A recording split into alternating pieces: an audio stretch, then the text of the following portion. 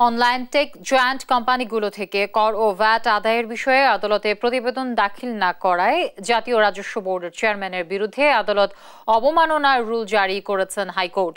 বিচারপতি JBM হাসান ও বিচারপতি রাজিক আল জলিলের bench আগামী 4 সপ্তাহের মধ্যে এ রুলের জবাব দিতে নির্দেশ দিয়েছেন।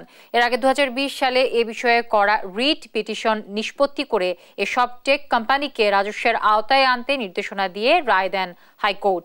একই সাথে এর অগ্রগতি জানিয়ে 6 মাস পর আদালতে বিবরণী হলফনামার আকারে দাখিলের নির্দেশনা দেওয়া হয়। কিন্তু দীর্ঘদিনেও কোম্পানিগুলো থেকে রাজস্ব আদায়ের বিবরণী জমা দেয়নি জাতীয় রাজস্ব বোর্ড।